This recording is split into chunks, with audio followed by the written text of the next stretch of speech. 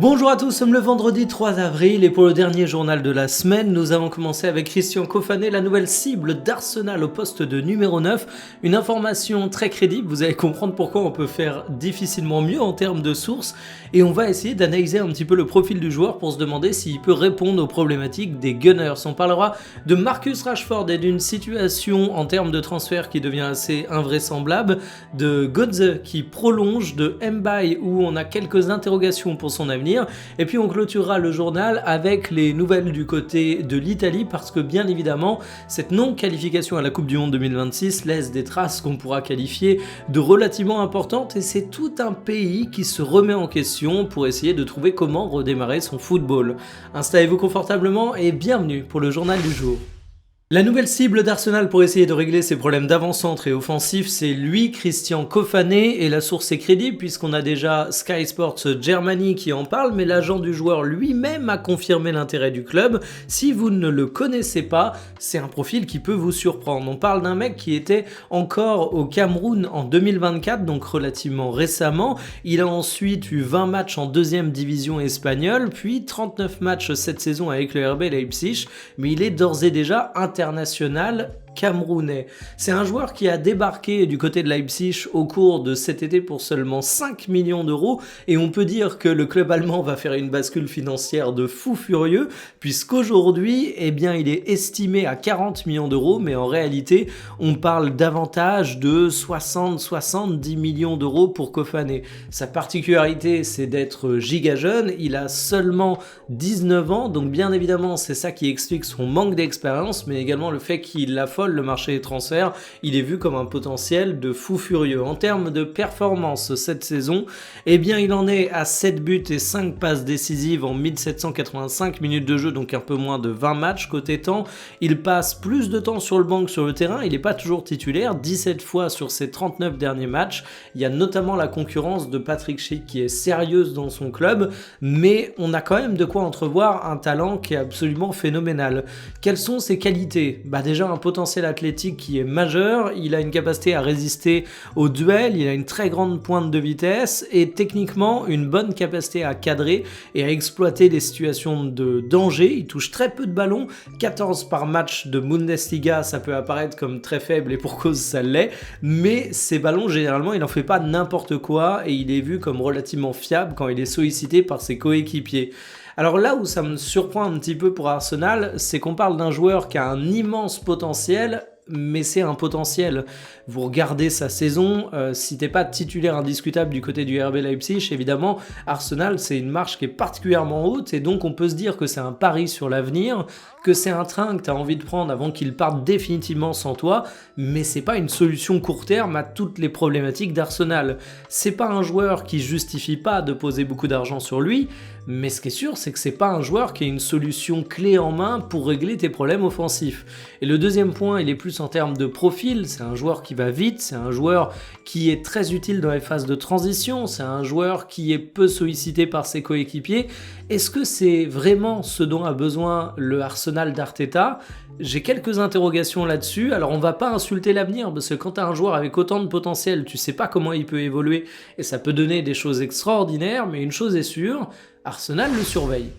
Bon, oubliez la clause de 30 millions d'euros dans le cadre du prêt de Marcus Rashford entre Manchester United et le Barça, et pour cause, la Quai Nasser le dit, elle n'existe tout simplement plus, elle expirait au cours du mois de mars 2026, le FC Barcelone a fait le choix de ne pas la lever. Alors, dans ces cas-là, tu as deux possibilités, soit le FC Barcelone petit 1 renonce à recruter Marcus Rashford, soit le FC Barcelone n'y renonce pas, mais n'était pas satisfait des choses qui étaient prévues par la clause, donc tu vas essayer de négocier un truc plus avantageux financièrement que 30 millions d'euros pour un transfert sec. Il y a l'espoir d'un prêt supplémentaire et j'ai l'impression que c'est l'espoir éternel du FC Barcelone d'avoir des prêts éternels justement. Alors on peut se dire que ça se tente du côté de Rashford puisque Manchester United est surtout dérangé par le gros salaire du joueur, tu leur enlèverais cette épine du pied mais il faut quand même pas déconner, les Red Devils ont pas l'air très très chauds pour accorder un prêt supplémentaire, le joueur a encore un peu d'années de contrat mais il s'agit pas de faire dans le caritatif. Tu pourrais alors essayer de renégocier un transfert avec un montant un peu moins haut que les 30 millions d'euros qui étaient prévus dans la clause, mais on va être honnête, 30 millions d'euros, ça m'apparaît pas non plus comme complètement abusé pour Marcus Rashford, donc la négociation risque d'être extrêmement difficile. Et puis en plus de ça, la KDSR nous dit que la volonté du joueur aujourd'hui est un petit peu plus floue que ce que ça pouvait être auparavant. Donc franchement, je suis curieux de voir ce que ça va donner, Marcus Rashford, mais on est loin de l'évidence que ça pouvait être au départ. Mario Götze, vous lui donnez quel âge? Parce que pour moi, c'est typiquement le genre de joueur qui est bloqué dans une faille spatio-temporelle. Je revois son but en finale de Coupe du Monde 2014 où il était tout jeune. Je revois les immenses promesses par la suite, Dortmund, le Bayern Munich, mais je le situe à peu près entre 25 et 45 ans. Alors bien évidemment, Götze ne fait pas exception aux lois de la nature, il vieillit comme tout le monde, il a 33 ans. Et pourquoi je vous en parle aujourd'hui? Eh bien parce que du haut de ses 33 années, il a prolongé dans son club de Francfort jusqu'en 2028. Il s'inscrit donc sur le long terme avec ce club dans lequel il a donné d'excellentes choses. Parce qu'on a tendance à l'oublier, mais par exemple pour un joueur comme Kolo Muani, la présence d'un Götze au sein de l'effectif de Francfort, c'était pas anodin et c'est un joueur qui a vraiment été hyper intéressant. Il a peut-être jamais eu l'accomplissement à la hauteur de ce qu'on prédisait à une époque, parce que vraiment Götze, c'était le genre de joueur, quand tu le recrutais à l'époque dans FIFA ou PES, il avait un potentiel mais monumental. Il devait limite devenir un sous-Lionel Messi, mais être un sous-Lionel Messi, c'est quand même être top 10 mondial. Et finalement, c'était un peu plus compliqué, mais ça reste un joueur de foot exceptionnel, Götze. Alors il recule un peu à Francfort, il est moins décisif cette année, un petit peu moins utilisé, mais je trouve ça quand même intéressant de voir qu'il y reste du haut de ses 33 ans et qu'il va pas aller gratter un gros contrat ailleurs. Et puis si on a peut-être un petit peu de frustration sur ce qu'est devenu ce joueur après les immenses promesses, c'est toujours dur de devenir le héros de ton pays à 22 ans. En plus 22 ans en 2014, c'était plus jeune à mon sens que 22 ans en 2026 où tu as beaucoup de jeunes qui éclosent très très tôt. Faut quand même se dire que Götze, il a une très belle carrière. Son palmarès, par exemple, je pense qu'il y a plus d'un joueur qui aimerait avoir le même. T'as de la Coupe du Monde, t'as des championnats d'Allemagne à gogo, bref. J'espère qu'il va continuer à s'éclater du côté de Francfort, mais c'est un joueur que je vois toujours avec une certaine nostalgie, même si sa carrière est encore en cours. Et si Mbaye partait du Paris Saint-Germain pour faire décoller sa carrière? Alors évidemment, il est encore sous contrat jusqu'en 2028, on annonce même qu'il donnerait sa priorité au Paris Saint-Germain pour la suite, mais ça ne l'a pas empêché, selon quelques médias, de visiter les installations de Manchester City. On annonce aussi que Aston Villa est extrêmement chaud sur le dossier. Alors premier truc, je dois faire un mea culpa, je savais évidemment qu'Mbaye était un joueur intéressant, je l'ai vu avec le Paris Saint-Germain, sa cote a été sensiblement augmentée avec la CAN, mais je pensais pas qu'il était estimé à 40 millions d'euros. C'est absolument énorme pour un joueur qui a seulement 18 ans. Ça vous prouve que c'est un sujet financier en plus d'être un sujet sportif pour le Paris Saint-Germain. Alors le paradoxe de Mbaye, pourquoi il pourrait avoir des pensées et des envies d'ailleurs, c'est parce qu'il a été assez utilisé en début de saison.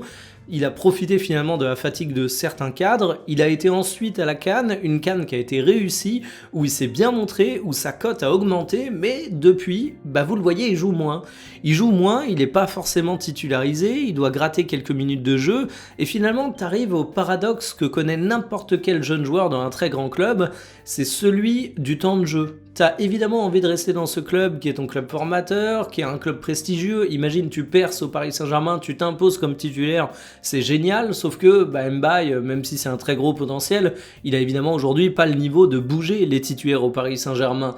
Alors à 18 ans, la solution qui est souvent fantasmée par les supporters des clubs où jouent ces jeunes pépites, c'est un prêt. Tu te dis, ok, le mec, on va le prêter pendant un an, il va être content, il va avoir du temps de jeu, il va pouvoir s'améliorer, il va pouvoir évoluer dans une équipe peut-être un peu moins huppée, être confronté à des adversaires tous les week-ends et il va nous revenir plus fort que jamais, mais parfois c'est un fantasme qui est dur à réaliser et c'est plus une vente d'un jeune élément qui se dessine de temps en temps.